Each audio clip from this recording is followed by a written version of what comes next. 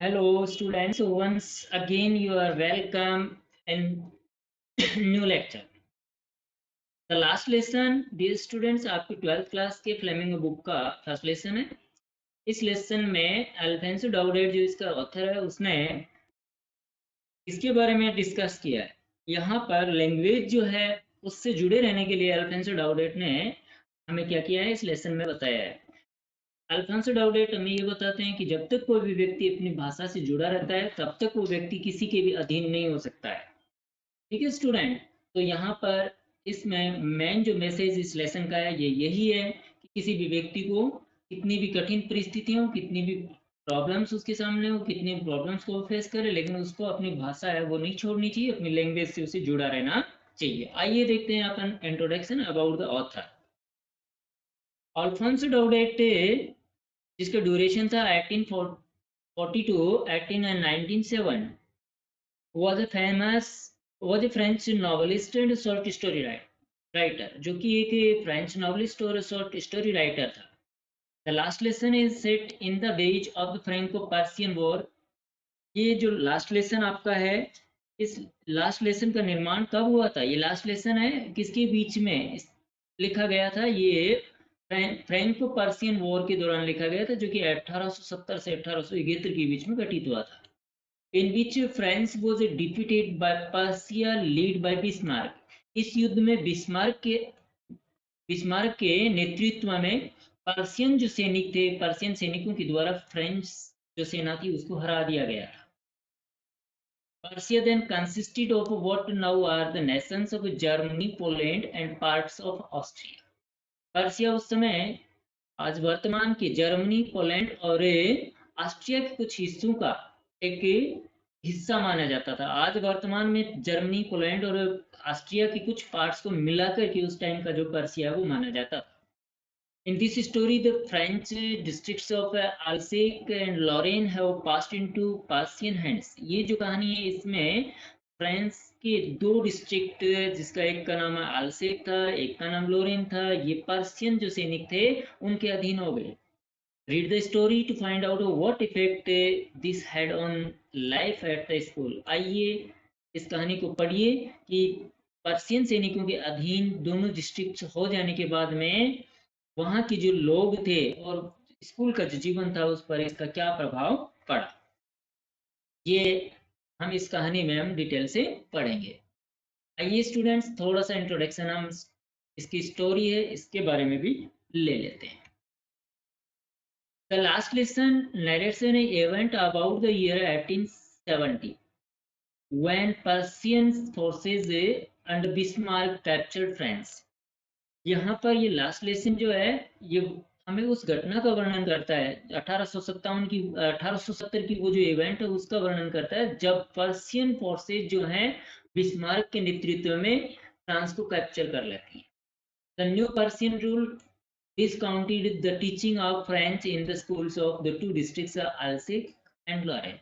और वहाँ पर फ्रांस के दो जिले अल्सेक और लोरेन की जो स्कूल हैं उनमें फ्रांसीसी भाषा की जगह पर्शियन जो लैंग्वेज, जर्मन लैंग्वेज को पढ़ाई जाने का आदेश दे दिया गया था। द फ्रेंच टीचर्स और आस्कर टू लिव, और वहाँ से जो फ्रेंच टीचर था जो उन दोनों डिस्ट्रिक्ट्स में पढ़ाता था उसको वहाँ से उसको छोड़कर चले जाने के लिए कह दिया गया।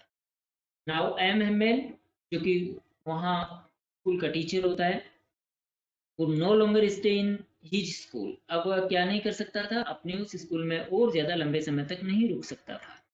Still he gave the last lesson to his student with utmost sincerity. फिर भी उसने अपने विद्यार्थियों को बड़ी विनम्रता के साथ में ये लास्ट लेसन है वो पढ़ाया, ये लास्ट लेसन है वो दिया। तो इस तरीके से डियर स्टूडेंट्स, ये जो आपका लेसन है ये लेसन हमें भाषा से जुड़े रहने का संदेश देता है।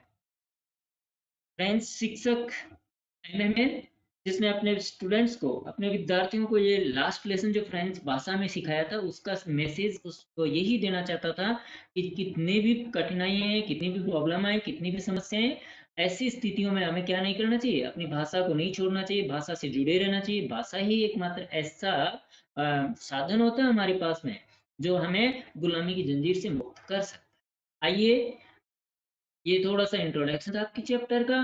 अब चलते हैं अपन सेंटेंस बाय सेंटेंस लेसन की ओर और हम लेसन को पढ़ते हैं। ये स्टूडेंट्स, इस लेसन को पढ़ने से पहले मैं आपसे ये कहना चाहूंगा कि अगर मेरा वीडियो पसंद आए तो आप इसे लाइक कीजिए, शेयर कीजिए और ज्यादा से ज्यादा इसको सब्सक्राइब कीजिए। I started for school very let that morning. उस सुबह मैं स्कूल के लिए काफी देर से रवाना हुआ था। And was in great dreaded of A scolding, और मैं फटकारे जाने से, डांट डपट पड़ने से अत्यधिक भयभीत था। ड्रेडेड का अर्थ, ग्रेट ड्रेडेड का अर्थ होता है स्टूडेंट्स भयभीत होना, डर जाना। ग्रेट ड्रेडेड का अर्थ क्या होता है स्टूडेंट्स? यहाँ पर ग्रेट ड्रेडेड का अर्थ होता है अवेफाट, भयभीत होना, डर जाना, त्रासना। स्कॉल्डिंग का मतलब होता है rebuke. Especially because MML had said that he would question us on participles। और मैं क्यों डर गया था, विशेष रूप से भयभीत क्यों था, मैं डांट डपट पड़ने का मुझे डर क्यों था, विशेष रूप से इसलिए था क्योंकि MML जो कि वहाँ टीचर थे स्कूल में, उसने कहा था that he would question us on participles, कि वह हमें participles पर प्रश्न करेंगे, वो हमें participles पर क्वेश्चन पूछेंगे। ये पार्टिसिपल्स क्या होती है? पार्टिसिपल्स देखिए स्टूडेंट, क्रिया के रूपांतर से निर्मित विशेषण होता है। क्रिया का रूप बदल करके जो विशेषण अपन बनाते हैं उन्हीं को हम पार्टिसिपल्स कहते हैं। तो वो पार्टिसिपल्स पे क्वेश्चन करेगा, इस बात से मुझे डर लग गया था। And I did not know the first word about them, और मैं तो उनका पहला शब्द भी नहीं जानता था। वो पार्टिसिपल्स हैं, उनके इंट्रोडक्शन के बारे में भी मुझे पता नहीं था। For a moment I thought of running away। एक क्षण के लिए मैं भाग जाने का, and spending the day out of doors, और घर से बाहर दिन गुजारने के बारे में विचार किया, सोचा। घर से बाहर दिन को बिताने के बारे में मैंने क्या किया, निश्चय किया। इट वॉज सो वार्म, क्योंकि दिन जो था वो गर्माहट से भरा हुआ था। सो ब्राइट, अत्यंत ही स्वच्छ था, चमकीला था, धूप खिली हुई थी। The birds were chirping at the edge of the woods। और इधर जो पक्षी हैं वो क्या कर रहे थे, जंगल के किनारे पर चहचहा रहे थे। एज ऑफ द वुड का मतलब होता है जंगल का किनारा। यहाँ पे वुड लकड़ी न होकर के क्या है, फॉरेस्ट के लिए यूज किया गया। And in the open field back of the sawmill the Persian soldiers were drilling. और इधर स्वेमिल के पीछे की ओर जो खुला क्षेत्र था, खुला जो खेत था, उसमें पर्शियन सैनिक क्या कर रहे थे, उसमें पर्शियन सैनिक ड्रिल कर रहे थे। ड्रिल का मतलब होता है प्रैक्टिस, एक्सरसाइज कर रहे थे। ड्रिलिंग का मतलब एक्सरसाइज। और स्वेमिल किसको कहते हैं, फैक्ट्री ऑफ, यानी जहां पे लकड़ी को चीरा फाड़ा जाता है उसको कहते हैं स्वेमिल। तो स्वेमिल के पीछे की तरफ जो खेत थे वहां पे पर्शियन सोल्जर वो एक्सरसाइज कर रहे थे। It was all much more tempting than the rule for participles. और ये सारी की सारी जो बातें थी, ये पार्टिसिपल्स के जो नियम थे उन नियमों की तुलना में अत्यधिक टेम्पेट करने वाले थे, अत्यधिक अट्रैक्ट करने वाली चीजें थी। टेम्पेटिंग का मतलब attractive. But I had the strength to resist, लेकिन मुझ में प्रतिरोध करने की क्षमता थी। Resist means to abstain from, अर्थात प्रतिरोध करना, किसी चीज का प्रतिकार करना। कहने का मतलब उसका, उसको हम इच्छा के विरुद्ध अगर इस तरीके की कोई बात मन में हो तो भी हम उसको क्या करते हैं, छोड़ दें, तो उसको कहते हैं हम रेसिस्ट कर। तो देखिए स्टूडेंट्स, मुझ में वो जो सारे के सारे जो मेरे को आकर्षित कर रही थी चीजें, उन सब चीजों का प्रतिरोध करने की मेरे में क्षमता थी। And I hurried off to school, और मैं स्कूल की ओर तेज गति से चल पड़ा। राइड ऑफ का अर्थ होता है एस्टेंट, शीघ्रता से। When I passed the town hall, जब मैं टाउन हॉल के पास से गुजरा, there was a crowd in front of the bulletin board. तो वहां पर नोटिस बोर्ड जो था, बुलेटिन बोर्ड जो था, बुलेटिन बोर्ड क्या होता है, board for short official statement, board for official statement, समाचार पत्र आदि, समाचार बोर्ड जो होता है उसका कोई भी जैसे न्यूज वगैरह वहां पे रखी जाती है, लगाई जाती है, तो उसको कहते हैं अपन बुलेटिन बोर्ड, या एक तरीके से नोटिस बोर्ड भी बोल सकते हैं। तो when I pass the town hall there was a crowd in front of the bulletin board, जब मैं टाउन हॉल के पास से गुजरा तो वहां बुलेटिन बोर्ड के सामने काफी भीड़ थी। For the last 2 years all our bad news had come from there, क्योंकि पिछले 2 सालों से हमारे सारे के सारे बुरे समाचार यहीं से आए थे, इसी जगह से हमें मिले थे। कौन सी जगह से? वो बुलेटिन बोर्ड जो लगा हुआ था टाउन हॉल पर, उसी से। कौन से बुरे समाचार मिले थे? द लॉस्ट बैटल्स, हारे हुए युद्धों के समाचार, द ड्राफ्ट्स, सेना के सिपाहियों की भर्ती जो थी उसके समाचार, the orders of the commanding officer, और सैन्य अधिकारियों के आदेश के जो न्यूज थे, समाचार थे, वो भी हमें यहीं से मिले थे। And I thought to myself, और अब ये सारी चीजें देख करके मैंने मन में विचार किया, मैंने अपने मन में सोचा, विदाउट स्टॉपिंग, बिना रुके विचार किया मैंने मन में, what can be matter now, अब क्या मामला हो सकता है, अब मैटर क्या हो सकता है।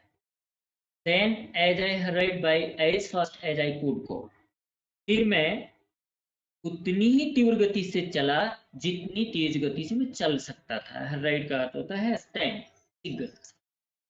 द ब्लैक स्मिथ,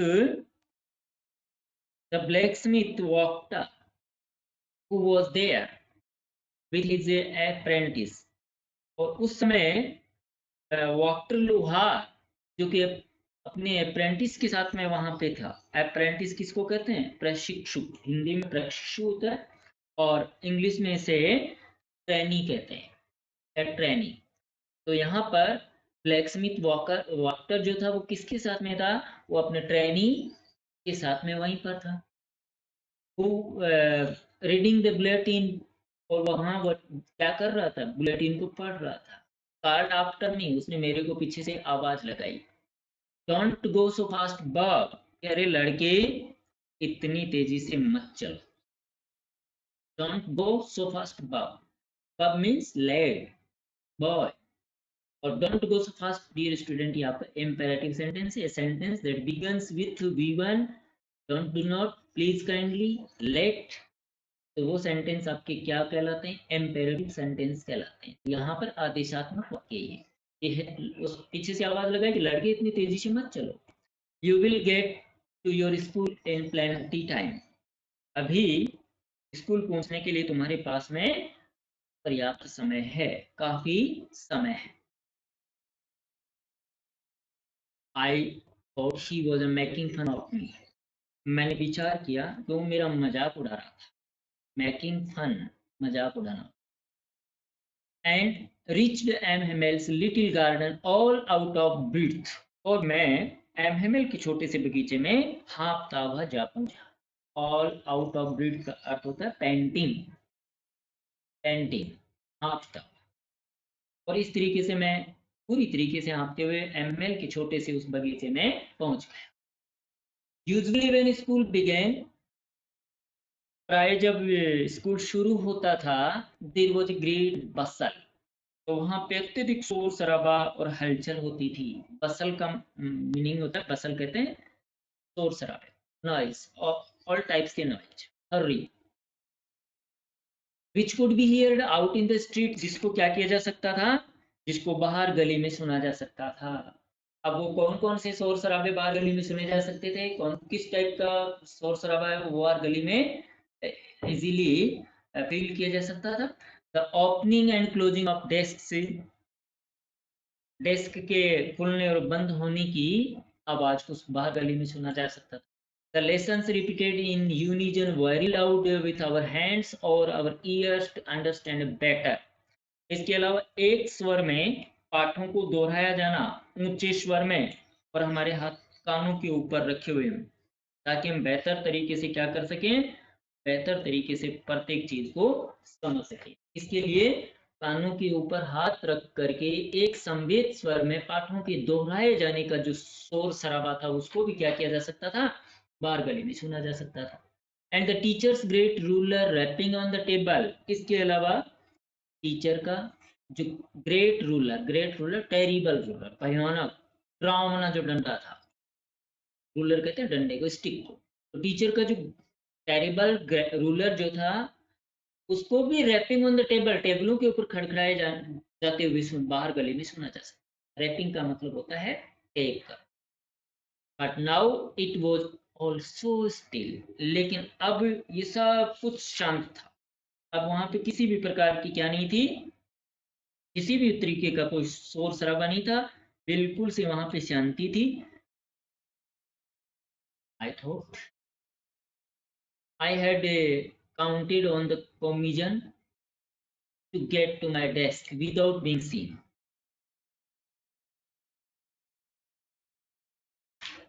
मैं अब वहां से बिना देखे मेरी डेस्क पर जाने के बारे में मैंने विचार किया।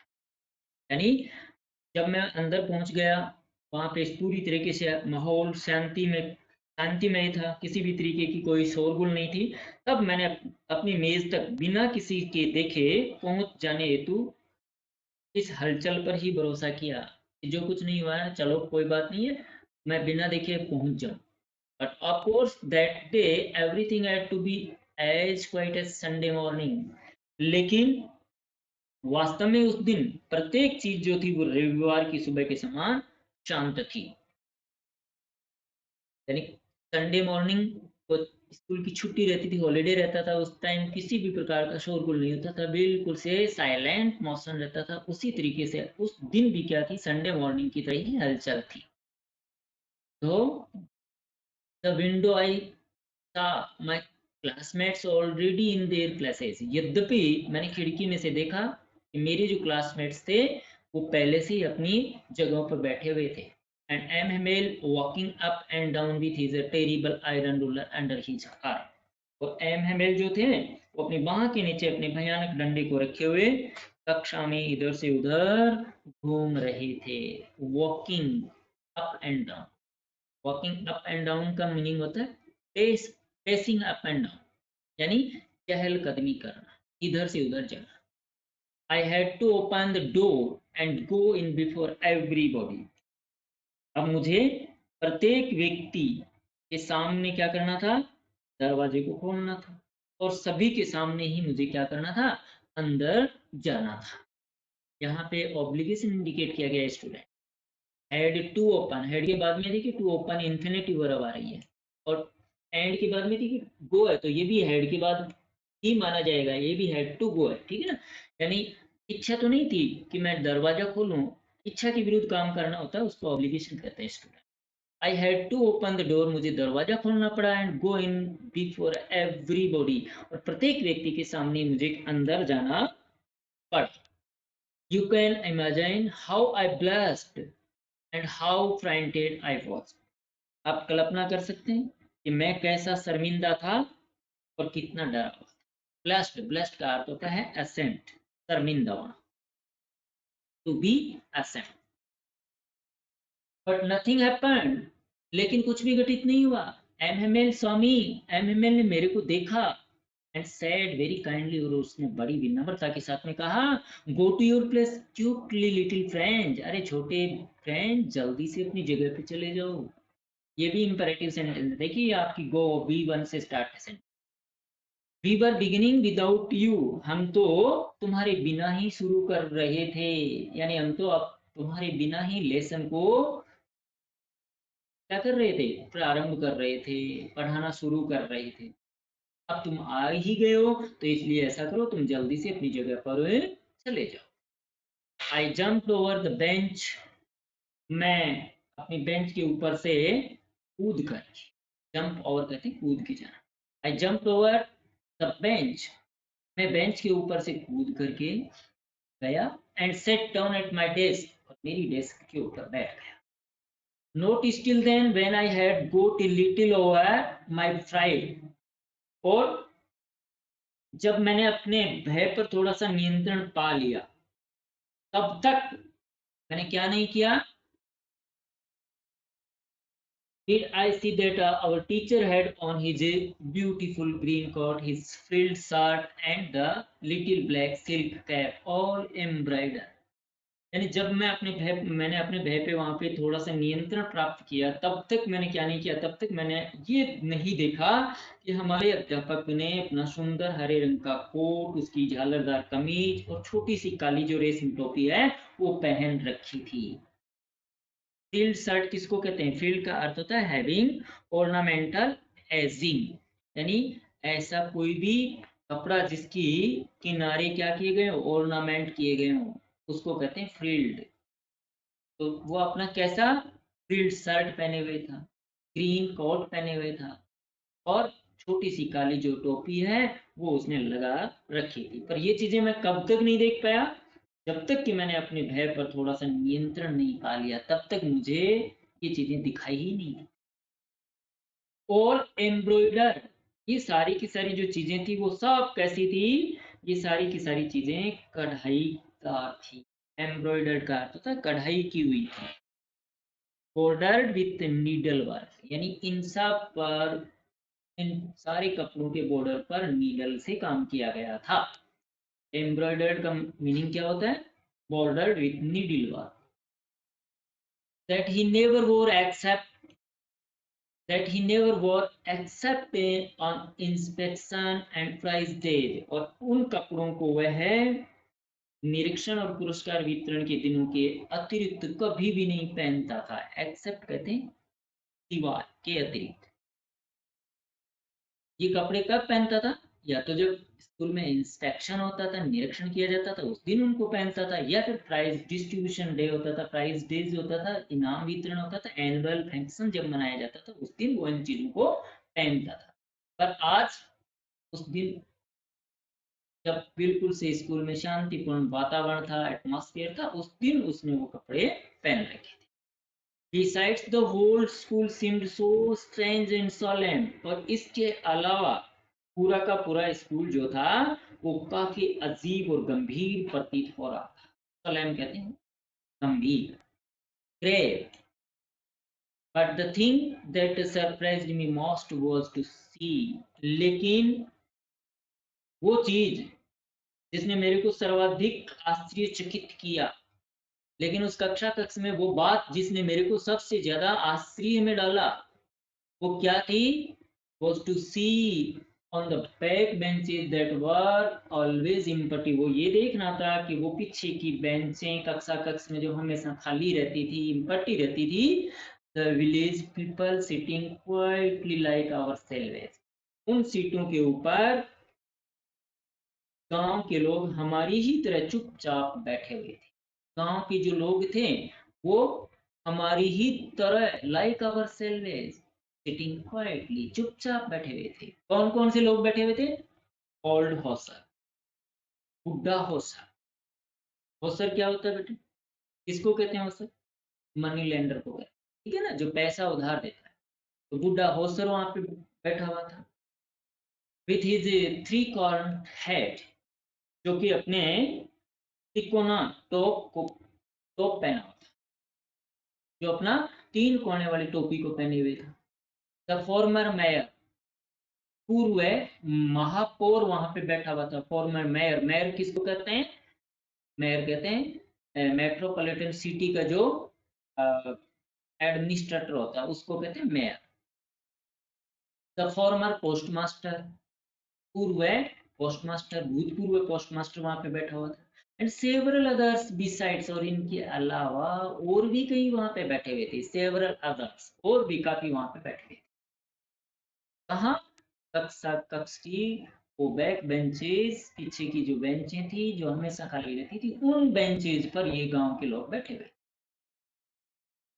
एवरीबॉडी लुक्ड सैड, प्रत्येक व्यक्ति कैसा दिखाई देता था? प्रत्येक व्यक्ति उदास दिखाई देता था।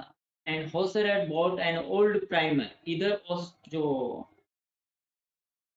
हॉसर था वो क्या लेके आया था? वो एक पुरानी बाल पोथी लेकर के आया था। हॉसर है वो क्या लेके आया था अपने साथ में? एक पुरानी बाल पोथी लेकर के आया था। ये प्राइमर बाल पोथी क्या होती है?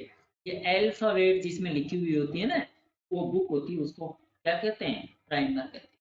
वर्णमाला वाली किताबें जिसमें वर्णमाला लिखी होती है किसी लैंग्वेज की। तो होशर अपने साथ में अपनी पुरानी बाल को थी लाया था। थम्ड एट द एज, जिसके किनारे क्या हो गए थे, अंगूठों से पन्ने पलटने के कारण से गंदे हो चुके थे। थम्ड, थम्ड का क्या मतलब होता है, हैंडल्ड, अंगूठों से जिनको थमा गया था, टर्न ओवर किए गए थे, उस टाइम उनके उस बुक के जो एस हैं वो क्या हो गए थे, घिस गए थे, गंदे हो गए थे अंगूठों से बार बार टर्न ओवर करने के। ऐसी जो प्राइमर थी वो अपने साथ में लाया था। And he held it open on his knees with his great spectres lying across the page. और बुड्ढे होसर ने इसे अपने भारी भरकम चश्मे की मदद से जो पन्नों के ऊपर आर पार रखा हुआ था, अपने घुटनों के ऊपर रखे हुए खोला। यानी उस प्राइमर को उसने क्या किया, उस प्राइमर को अपने घुटनों के ऊपर रख करके अपने बड़े से चश्मे को उस किताब के पेज के ऊपर रख करके और उसने उस बुक को अपने घुटनों के ऊपर खोल लिया। While I was wondering about it all, जब मैं इन सब चीजों के बारे में क्या कर रहा था, विस्मय कर रहा था, वॉन्डरिंग आश्चर्य कर रहा था, विचार कर रहा था। यहाँ पे वॉन्डरिंग का मतलब thinking. MML mounted his chair, उसी समय एमएमएल अपनी कुर्सी पर बैठ गया। माउंटेड, माउंट का मतलब बैठ गया, चढ़ गया। And in the same grave and gentle tone which he had used to me, और उसके बाद में उसी विनम्र और गंभीर स्वर में जो उसने मेरे लिए प्रयोग किया था, यानी जब मैं क्लास के अंदर आया था उस टाइम उसने मेरे लिए जो गंभीर और विनम्र अंदाज में बोला था, उसी गंभीर और विनम्र स्वर में उसने कहा, है बोला, my children this is the last lesson I shell give you, मेरे बच्चों यह आखिरी पाठ है जो मैं तुम्हें पढ़ाऊंगा। The order has come from Berlin to teach only German in the schools of Alsace and Lorraine, क्योंकि अब यहाँ पर बर्लिन से आदेश आया है कि अल्सेक और लॉरेंट के स्कूलों में केवल जर्मन भाषा को ही पढ़ाया जाए। इसलिए आज मैं आपको जो लेसन पढ़ाने जा रहा हूँ ये मेरा लास्ट लेसन है, फ्रेंच लैंग्वेज में आखिरी लेसन है। और ये फ्रेंच लैंग्वेज का आखिरी लेसन क्यों है, क्योंकि बर्लिन से, जो जर्मनी की क्या है कैपिटल है, उससे ये आदेश आ गया है अल्सेक और लॉरेंट की स्कूलों में अब फ्रेंच लैंग्वेज की बजाय क्या की जाए, जर्मन लैंग्वेज पढ़ाई। The new master comes tomorrow, नया अध्यापक जो आता है वो कल आ जाएगा। This is your last French lesson, ये तुम्हारा आखिरी फ्रेंच भाषा का पाठ है। I want you to be very attentive, और मैं आपसे ये चाहता हूँ आप क्या हो जाएं, वेरी अटेंटिव हो जाएं, यानी एकाग्रचित हो जाएं, ध्यान लगाएं। अटेंटिव किसको कहते हैं डियर स्टूडेंट, अटेंटिव का सिनोनिम क्या होता है, लर्न विद डीप इंटरेस्ट, गहराई के साथ में आप सुने, एकाग्रचित होकर के आप क्या करें, इस बात को सुने, ध्यान से सुनना, ठीक है ना। अटेंटिव, अटेंटिव का मतलब careful. What is thunderclap? These words were to me, ये शब्द मेरे लिए बिजली की कड़कड़ाहट के साथ। थंडरक्लैप, थंडरक्लैप किसको कहते हैं डियर स्टूडेंट, थंडरक्लैप का मतलब होता है पेल ऑफ थंडर, बिजली की कड़क की तरह पीलापन लिए वैसे थे, जैसे बिजली गिरती है ना आकाशीय, ठीक है ना, और उस समय उसकी चमक किस तरीके से होती है, पीलापन किस तरीके से आता है, वैसे ही उन शब्दों को सुन करके मैं भी क्या हो गया था, पीला पड़ गया। ओहो, द रिचेस, अरे दुष्ट लोगों, that was what they had put up at the town hall, यही बात तो उन्होंने टाउन हॉल की सूचना पट पर लगा रखी थी। अब पता चला उसको कि टाउन हॉल के उस बुलेटिन बोर्ड के सामने भीड़ क्यों थी। अब समझ में आया कि उन दुष्ट लोगों ने क्या कर रखा था, यही बात है वो उन्होंने टाउन हॉल की सूचना पट पर लगाई थी। माय लास्ट फ्रेंच लेसन, मेरा आखिरी फ्रेंच भाषा का पाठ। Why I hardly knew how to write, अरे मैं तो लिखना भी मुश्किल से जानता था, अरे मैं तो मुश्किल से राइट करना जानता था। I should never learn any more, मैं अब आगे और कभी भी नहीं सीख सकता। अब मैं मेरी फ्रेंच भाषा को क्या नहीं कर सकूंगा, आगे और कभी भी नहीं सीख पाऊंगा। I must stop there then, तब मुझे वहीं रुक जाना होगा। Oh how sorry I was for not learning my lessons, अरे मैं कितना दुखी था कि मैं अपने पाठ नहीं सीख पाया, मैं मेरे पाठों को लर्न नहीं कर। और सीकिंग बर्ड्स एग से, मैं क्या करता रहा, मैं पक्षियों के जो अंडे हैं उन पक्षियों के अंडों को ढूंढता रहा, पक्षियों के अंडे तलाशता रहा जब पाठ पढ़ने का टाइम था उस टाइम। और going sliding on the Saar, अथवा सार पर फिसलने के लिए चला जाता था। सार समुद्री जहाज होते हैं डियर स्टूडेंट, समुद्र के किनारे के ऊपर लहरें जब टकरा टकरा करके जो आग पैदा कर देती उसी को हम सार। My books that had seemed such a nonsense a while ago, और मेरी पुस्तकें जो कुछ समय पूर्व मुझे नॉनसेंस सी प्रतीत होती थी। नॉनसेंस किसको कहते हैं? नॉनसेंस का मतलब होता है एनोइंग एक्शन और कॉजिंग ट्रबल, अर्थात कष्टदायक मेरे लिए थोड़े समय पहले। सो हैवी टू कैरी, जो उठाकर चलने में भारी भरकम सी प्रतीत होती थी। My grammar and my history of the saints were old friends now, लेकिन मेरी व्याकरण की पुस्तक और संतों की इतिहास की मेरी पुस्तक अब मेरी पुरानी मित्र लग रही थी मुझे। That I couldn't give up, जिन्हें मैं त्याग भी नहीं सकता था, अब मैं उनको छोड़ भी नहीं सकता। एंड एमएमएल टू, और एमएमएल भी, एमएमएल जो टीचर थे उनको भी मैं क्या नहीं कर सकता था, त्याग नहीं सकता। The idea that he was going away, इस विचार ने कि अब वो जा रहा था, वह उस स्कूल को छोड़ करके जा रहा था, ये जो विचार था, इस विचार ने क्या कर दिया, that I should never see him again, कि मैं अब उसे पुनः कभी भी नहीं मिल पाऊंगा, उसको मैं कभी भी अब फिर से नहीं देख पाऊंगा। Made me forget all about his ruler and how cranky he was, मुझे उसके डंडे, तो कितना सनकी था, उन सब बातों को भूल जाने के लिए इस विचार ने मेरे को क्या कर दिया, बातें कर दिया। इन सारी बातों को भूल जाने के लिए वह छोड़ करके जा रहा है, मैं उससे कभी नहीं देख पाऊंगा, ये जो विचार था, इस विचार ने क्या कर दिया, एमएमएल के प्रति मेरे मन में जो भी विचार थे उन सारे विचारों को भुला देने के लिए मुझे बातें बना दी। क्रैंकी, क्रैंकी का अर्थ होता है स्लाइटली सैड, अर्थात थोड़ा सा झक, स्लाइटली सैड। पुअर मैन, बेचारा आदमी, यहाँ पे पुअर मैन कौन है, एमएमए। It was in honour of this last lesson, इस आखिरी पाठ के सम्मान में ही तो, that he had put on his fine Sunday clothes, उसने अपने रविवार के अच्छे वस्त्र पहने थे। And now I understood why the old man of the village was sitting there in the back of the room, और अब मैं इस बात को भी अच्छी तरीके से समझ गया था, इस बात को भी मैं अच्छी तरीके से जान गया था कि गांव के वृद्ध लोग जो हैं वो कमरे में पीछे की जो बेंचेस थी उन पर क्यों बैठे हुए थे, पीछे की सीटों पर क्यों बैठे हुए थे। It was because they were sorry, ऐसा इसलिए था कि वे भी दुखी थे, उनको भी इस बात का दुख था कि अब वहां उस स्कूल में फ्रेंच की जगह जर्मन पढ़ाया जाए। It was because they were sorry to that they had not gone to school more, क्या वो लोग जो हैं वो और अधिक स्कूल नहीं जा पाएंगे। I was their way, it was their way of thanking our master for his 40 years of faithful service and of showing their respect for the country that was theirs now। और इस तरीके से ये उन लोगों का हमारे अध्यापक को उसकी 40 इयर्स की जो फेथफुल सर्विस थी, 40 साल की जो निष्ठापूर्वक सेवा थी, उसके लिए धन्यवाद देने का, एंड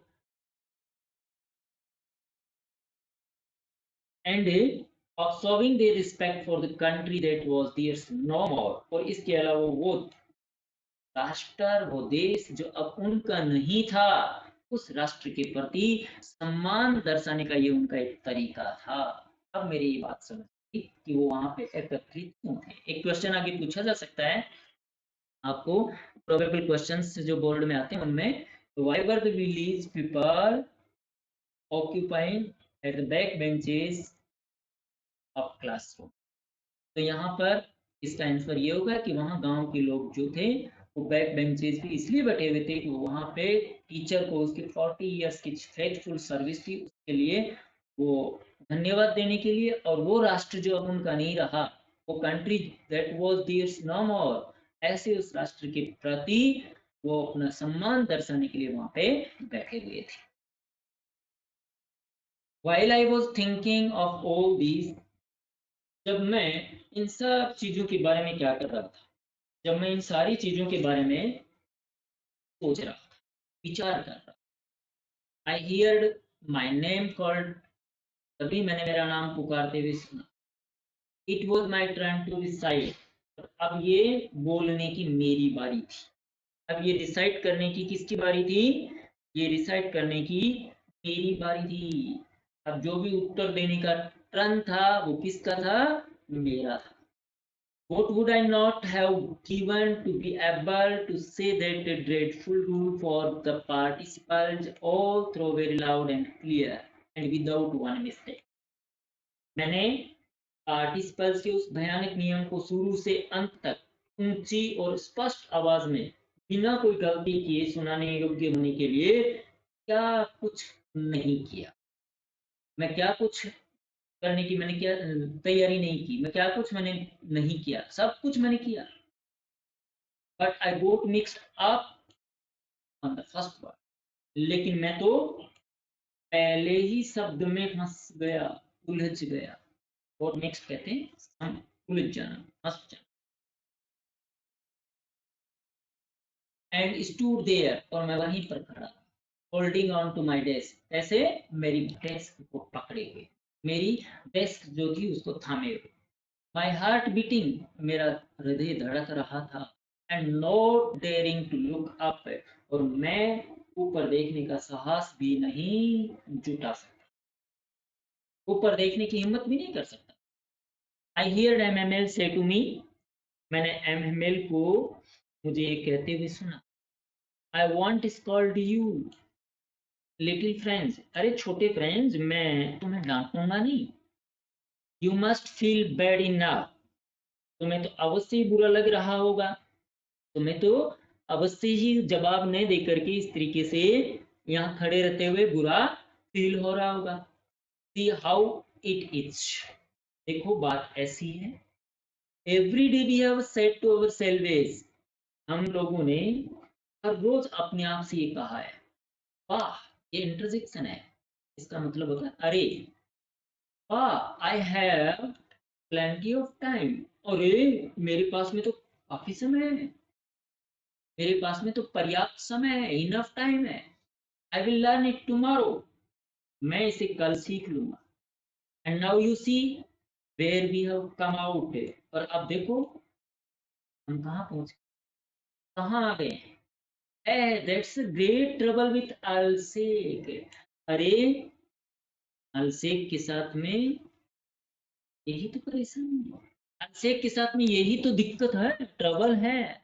यहाँ अल्सेस जो वर्ड आया है, ये अल्सेस न कि एक डिस्ट्रिक्ट के लिए यूज हुआ है, ये यहाँ पे पॉपुलेशन ऑफ अल्सेस के लिए है, अल्सेस की जनता है ये, ठीक है ना, ये पीपल ऑफ अल्सेस के लिए है। तो यही अल्सेस के लोगों की समस्या है।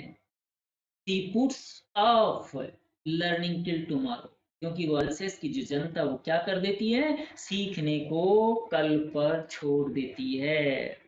पुट्स ऑफ, पुट्स ऑफ का सिनोनिम क्या होता है डियर स्टूडेंट? पोस्टपोनमेंट, पोस्टपोनमेंट, स्थगित कर देती है, सीखने की बात को वो कल के लिए छोड़ देती है, कल पर टाल देती है, स्थगित कर देती है कल तक। और अल्सेस की जो पॉपुलेशन, यहाँ सी population of Alsace, now those fellows out there will have the right to say to you, अब वो बाहर से आने वाले जो लोग हैं उनको तुम्हें ये कहने का अधिकार होगा, उनको तुम्हें ये बोलने का राइट होगा। हाउ इज इट, कि ये कैसे हो सकता है, ये ऐसा क्यों है। हाउ इज इट, ऐसा कैसे है। You pretend to be Frenchman, तुम लोगों ने फ्रांसीसी होने का बहाना बनाया। प्रिटेंडेड का मीनिंग क्या होता है? बहाना बनाना, अर्थात झूठ बोला है, lied. And yet you can neither speak nor write your own language, क्योंकि तुम न तो अपनी भाषा को बोल सकते हो और न ही तुम अपनी भाषा में लिख सकते हो। इसलिए तुमने तो फ्रांसीसी होने का क्या किया? झूठा बहाना किया। But you are not the worst poor little French, लेकिन छोटे फ्रेंच तुम ही सबसे ज्यादा खराब नहीं हो। We have all great deal to reproach ourselves with, हम सब के पास स्वयं को धिक्कारने के लिए बहुत सारा कारण है। रिप्रोच, रिप्रोच किसको कहते हैं डियर स्टूडेंट? रिप्रोच का मीनिंग होता है टू स्पॉट, धिक्कारना, डांटना। तो हम सब लोग हैं, उन सब लोगों के पास में अपने आप को धिक्कारने का क्या है? एक बहुत सारा कारण है। Your parents were not anxious enough to have you learn, तुम्हारे माता पिता पर्याप्त रूप से इस बात के लिए उत्सुक नहीं थे कि तुम सीख सको, तुम सीखो। They prefer to put you to work on a farm or at the mills, उन्होंने तुम्हें खेतों में अथवा मिलों पर काम करने के लिए रख देने को अधिक पसंद किया, अधिक प्रीफर किया। प्रीफर का अर्थ होता है प्रायोरिटी दी, प्राथमिकता दी। किस बात के लिए? खेतों में या मिलों में काम करने के लिए रख देने का। So as to have a little more money, ताकि वो क्या कर सकें? ताकि उनको और ज्यादा पैसा मिल सके, कुछ अधिक पैसा वो प्राप्त कर सके। एंड आई, और मैं भी दोषी हूँ इस बात। एंड आई इंट्रोगेशन मार्क, और मेरा दोस्त नहीं है क्या? मेरा भी दोस्त है। I have been to blame also, मेरे पर भी इस बात का दोष है कि मैंने तुम्हें सिखाया नहीं, मैं भी दोषी हूँ। Have I not often sent you to water my flowers instead of learning your lessons? क्या मैंने तुम्हें मेरे फूलों के पौधों को पानी देने के लिए नहीं भेजा है, बजाय अपने पाठ याद करने के, बजाय तुम्हें पाठ पढ़ाने के, तुम्हें पाठ सिखाने के, तुम्हारी जो लेसन है उनको सिखाने के, मैंने क्या तुम्हें मेरे फूलों के जो पौधे हैं उनको पानी देने के लिए नहीं भेजा क्या? And when I wanted to go fishing, और जब कभी भी मैं मछली पकड़ने के लिए जाना चाहता था, did I not just give a holiday, क्या मैंने तुम्हें हॉलीडे नहीं दिया? क्या मैंने तुम्हारी छुट्टी नहीं की? क्या मैंने भी ऐसा किया है? इसलिए मैं भी पर्याप्त रूप से क्या हूँ? दोषी। Then from one thing to another MML went on to talk of the French language. उसके बाद में MML क्या करता रहा? उसके बाद में MML एक चीज से दूसरी चीज पर चर्चा करते हुए फ्रेंच भाषा के बारे में बातें करता रहा, saying that it was the most beautiful language in the world, the clearest, the most logical. ये कहते हुए कि ये दुनिया की सबसे सुंदर भाषा थी, सर्वाधिक स्पष्ट, सर्वाधिक तर्क संगत भाषा थी। ये कहते हुए क्या करता रहा? वो एक चीज से दूसरी चीज पर चर्चा करते हुए फ्रेंच भाषा के बारे में बात करता रहा। That we must guard it among us and never forget it. और इस भाषा को हमें क्या नहीं करना चाहिए? इस भाषा को हमें हमारे बीच में सुरक्षित रखना चाहिए, गार्ड करना चाहिए, एंड नेवर फॉरगेट इट, और इसको हमें कभी भी भुलाना नहीं चाहिए। Because when a people are enslaved, क्योंकि जब एक व्यक्ति को, एक राष्ट्र के किसी भी व्यक्ति को एनस्लेव कर लिया जाता है, एनस्लेव किसको कहते हैं? एनस्लेव का मीनिंग मतलब होता है गुलाम बना लेना। एनस्लेव का मतलब मेड स्लेव ऑफ। तो जब किसी राष्ट्र के किसी व्यक्ति को गुलाम कर लिया जाता है, as long as they hold fast to their language, जब तब, लेकिन वो लोग जब तक अपनी भाषा से होल्ड रहते हैं, भाषा से जुड़े रहते हैं, it is as if they had the key to the prison, तब तक उन लोगों के पास में जेल से बाहर निकलने के लिए ये भाषा ही चाबी सिद्ध होती है। It is as if they had the key to their prison, इसलिए ये जो भाषा है, ये मानो कि जेल से बाहर आने की उनके पास में क्या हो, चाबी हो, यानी ये जेल से बाहर आने की चाबी सिद्ध हो। तब तक जब तक कि एक राष्ट्र के लोग किससे जुड़े रहते हैं, अपनी लैंग्वेज से जुड़े रहते हैं, तब तक ये जो उनकी लैंग्वेज है, उनके लिए उनकी जो भाषा है, वो जेल से बाहर निकलने की चाबी सिद्ध होती है। देन ही ओपन्ड ग्रामर, उसके बाद में उसने व्याकरण की पुस्तक खोली, and read us our lesson, और ये हमारा पाठ पढ़ करके हमें सुना। I was amazed to see how well I understood it. मैं ये देख करके अचंभित था, amazed सरप्राइज, कि मैं कितनी अच्छी तरीके से समझ गया था। How well I understood it, कि मैं इसको कितनी अच्छी प्रकार से सीख गया। All he said seemed so easy, so easy. जो कुछ उसने कहा वो कितना सरल लगा, कितना सरल लगा। I think too, मैं ये भी सोचता हूँ, that I had never listened so carefully, कि मैंने कभी भी इतने ध्यान से नहीं सुना था, मैंने इतनी सावधानी पूर्वक, इतने पेशेंस के साथ में किसी लेसन को मैंने क्या नहीं किया था, नहीं सुना। मैं ये भी सोचता, and that he had never explained everything with so much patience, और इधर जो गुरुजी थे, जो टीचर थे, उन्होंने भी कभी भी इतने ध्यान से, इतने धैर्य से नहीं समझाया था, एक्सप्लेन नहीं किया था, प्रत्येक चीज को इतने धैर्यपूर्ण तरीके से उन्होंने भी क्या नहीं किया था, पढ़ाया नहीं था। It seemed almost as if the poor man wanted to give us all he knew before going away. और अब तो ऐसा प्रतीत होता था, अब तो ऐसा लगता था जैसे कि वह बेचारा आदमी हमें वो सब कुछ जो वह जानता था, वो जाने से पहले दे देना चाहता, जो कुछ भी वो जानता था वो जाने से पहले हमें बता देना चाहता था, दे देना चाहता था, ऐसा लगता था। एंड और वो कैसे दे देना चाहता था, and to put it all into our heads at one stop, अर्थात उन सब बातों को वह एक झटके के साथ में हमारे दिमाग में डाल देना चाहता। After the grammar we had a lesson writing, grammar के बाद में हमारा जो लेसन का पार्ट है, लेसन राइटिंग है, वो हुई। That day MML had new copies for us written in a beautiful round hand, France Alse, France Alse. उस दिन MML हमारे लिए नई जो कॉपीज है वो लेकर के आए थे, written in a beautiful round hand, France से फ्रांस अल्से, और जिनके ऊपर सुंदर गोल हस्तलेख में लिखा गया था France Alsace, France Alsace. They look like little flags, वो कॉपियां किसकी तरह दिखाई देती थी, छोटे जो फ्लैग्स हैं, झंडियां हैं, उनकी तरह दिखाई देती थी। Floating everywhere in the school room, जो कक्ष में प्रत्येक जगह लहरा रही थी, फ्लोट हो रही थी। हैंग हैंग रूम का है, rod at the top of our desk, और जो कमरे के अंदर हमारी डेस्क के ऊपर की जो डेस्क के ऊपर जो रोड थी, जो क्या लगा हुआ था, रोड किसको कहते हैं, रोड सरिये को कहते हैं, ठीक है ना, जो कि कमरे में हमारे डेस्कों के ऊपर लगी हुई जो छड़ थी, उन छड़ों के ऊपर लटकी हुई। You ought to have seen how everyone set to work, आपको देखना चाहिए था कि किस प्रकार प्रत्येक व्यक्ति काम में लगा था।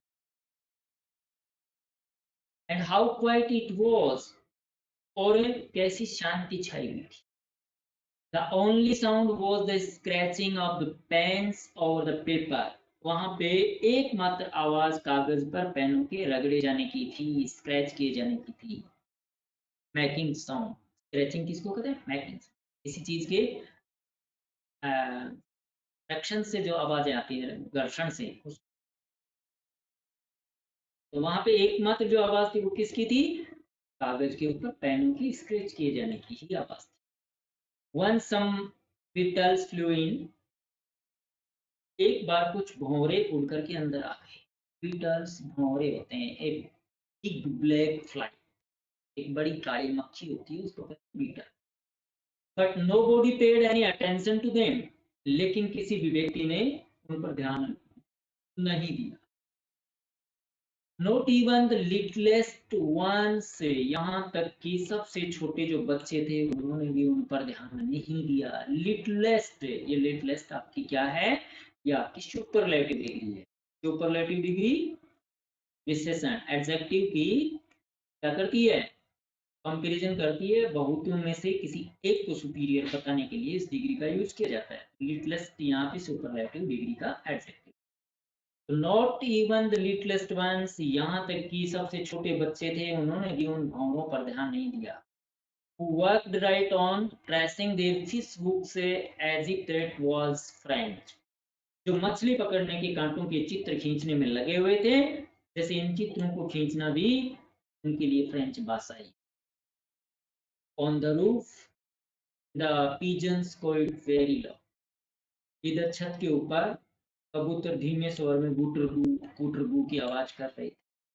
कोइड का मीनिंग क्या होता है, कोइड का सिनोनिम क्या होता है, कोइड का सिनोनिम होता है मर्मरिंग साउंड ऑफ पिजन्स, कबूतरों के गुटरगू की जो आवाज होती है उसको cooed, murmuring sound of the pigeon.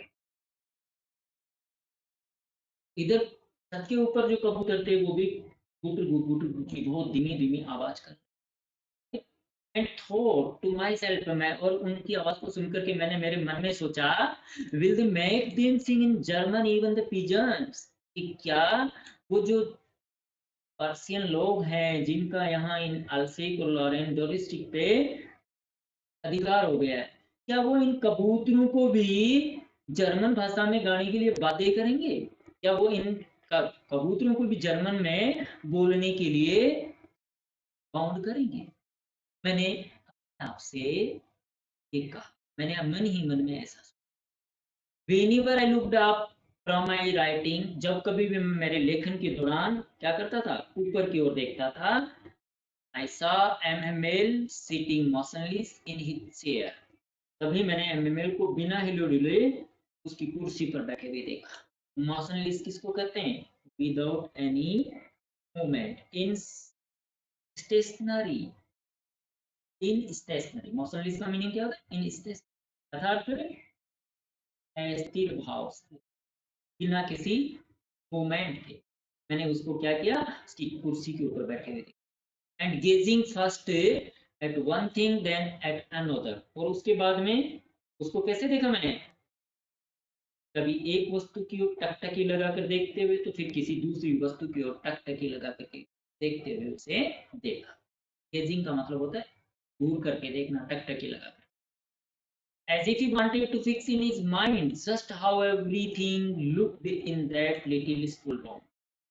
और वो उन चीजों को ऐसे देख रहा था टकटकी लगा करके, जैसे कि वह अपने दिमाग में अंकित कर लेना चाहता है कि उस छोटे से स्कूल के कमरे में प्रत्येक वस्तु कैसी दिखाई देती थी।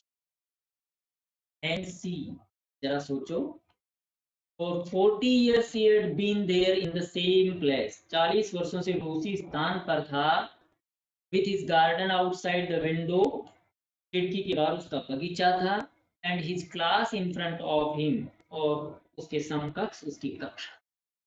जस्ट लाइक दैट, सदैव ऐसा ही था, हमेशा इस तरीके का ही था। Only the desk and the benches had been worn smooth, केवल डेस्क और बेंच जो है वो घिस घिस करके चिकनी हो गई।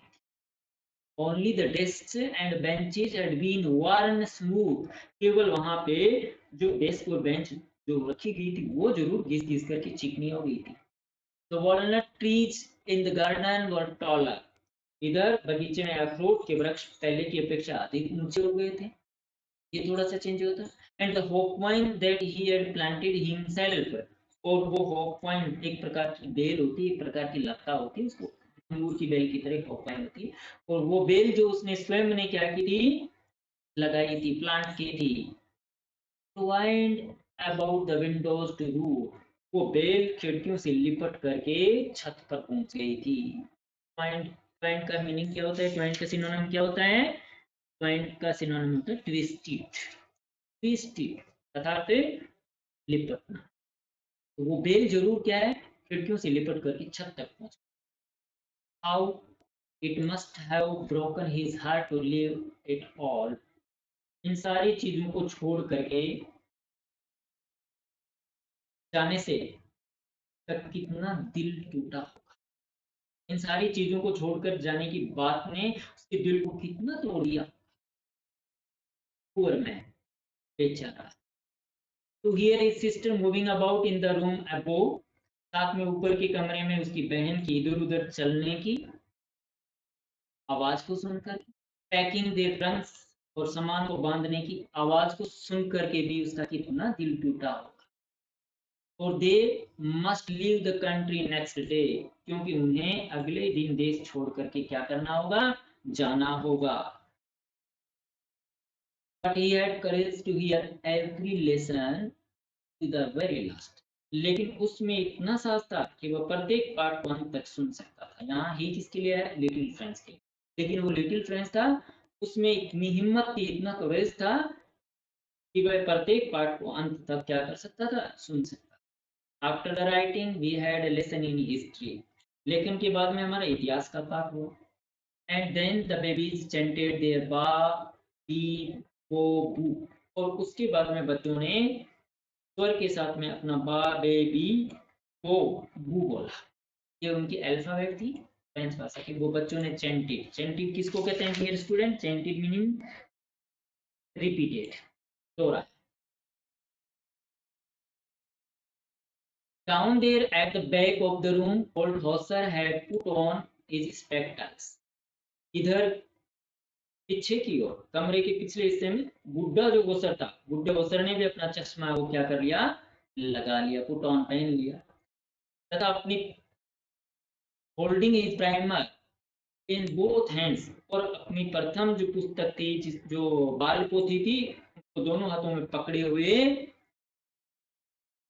Spell the letters with pen, उसने उस बाल पोथी के लेटर्स को उनके साथ में स्पेल किया, बोला।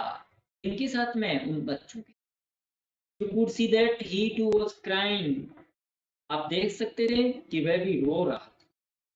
कौन, old Hauser. His voice trembled with emotion, उसकी आवाज भावुकता के कारण से कांप रही थी।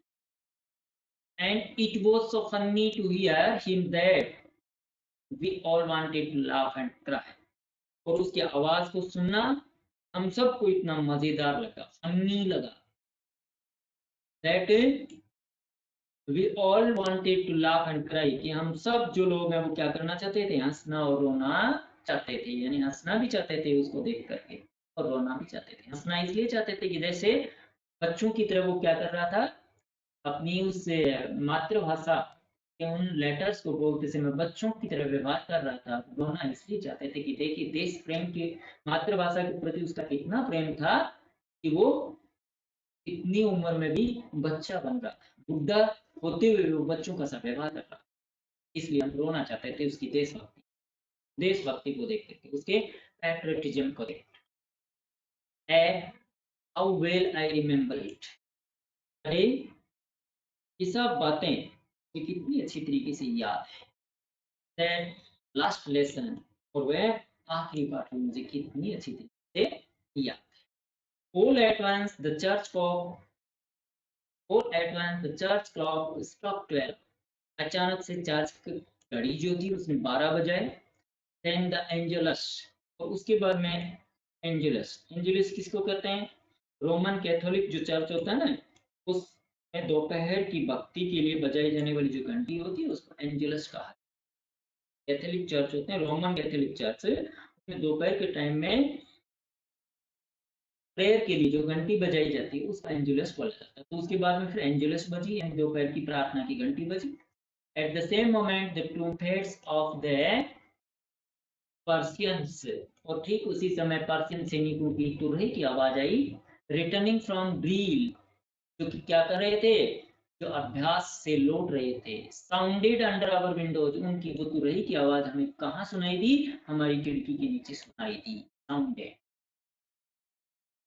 तुरही क्या होती है, बिगुल होता है डियर स्टूडेंट। ट्रूम्पेट एक विंड इंस्ट्रूमेंट होता है विथ लॉन्ग बैंड ट्यूब, अर्थात एक लंबा सा झुका हुआ लॉन्ग बेंड ट्यूब की तरह एक विंड इंस्ट्रूमेंट होता है, हवा से उसको बजाया जाता है। तुरई होती है, भोंपू जो होते हैं शादी विवाह में जो बजाए जाते हैं ना, आप देखते होंगे, उनकी तरह होती है। तो उस तुरई की आवाज को सुना तो पर्शियन सैनिक अपने अभ्यास से लौटते समय बजा रहे थे, और वो हमें कहाँ सुनाई दी? साउंडेड अंडर आवर विंडोज, हमारी खिड़की के नीचे में सुनाई। MML stood up very prayer.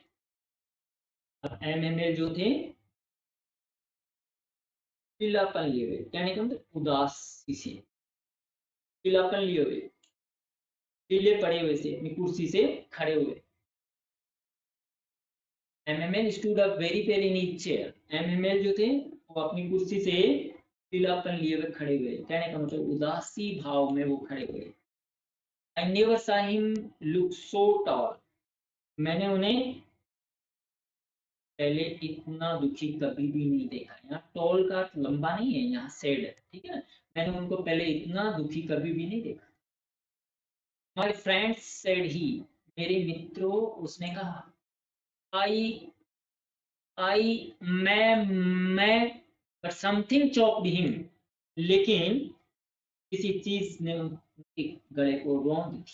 चोक, लेकिन कोई ऐसी चीज थी जिसने उनको क्या कर दिया?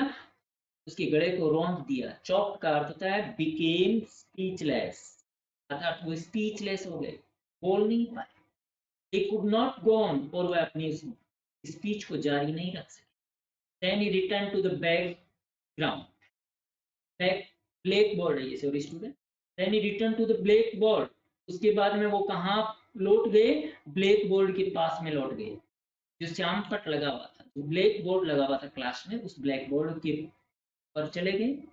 took a piece of chalk, चौक का टुकड़ा लिया, and bearing on with all his might, और फिर अपनी पूरी ताकत बटोरते हुए, bearing का अर्थ होता है collecting, gathering, और फिर अपनी पूरी की पूरी जो ताकत थी उसको गैदर करते हुए, उसको कलेक्ट करते हुए, he wrote as large as he could, उसने इतने बड़े लेटर्स में लिखा जितने बड़े लेटर्स में वो लिख सकता। और क्या लिखा? वाइले फ्रांस, फ्रांस जिंदाबाद। वाइले फ्रेंच लैंग्वेज का वर्ड है, इसका मतलब होता है जिंदाबाद। तो इतने बड़े लेटर्स में उसने बोर्ड के ऊपर लिखा जितना वो लिख सकता था। क्या? वाइला फ्रांस, फ्रांस जिंदाबाद।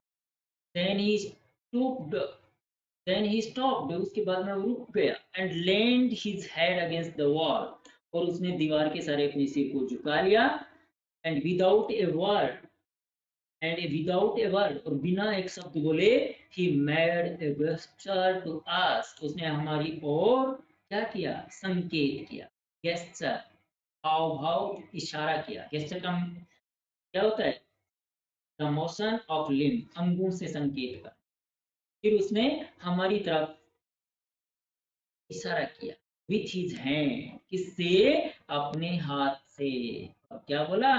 स्कूल इज डिसमिस्ड, आज की जो स्कूल है वो पूरी हो गई है, डिसमिस हो, आज की स्कूल जो है वो खत्म हो गई है, विसर्जित हो गई है। यू मे गो, और तुम क्या कर सकते हो? जा सकते हो। डिसमिस का मीनिंग होता है डिस्चार्ज फ्रॉम वर्क, यानी काम जो है उसको पूरा कर देना, डिसमिस करना।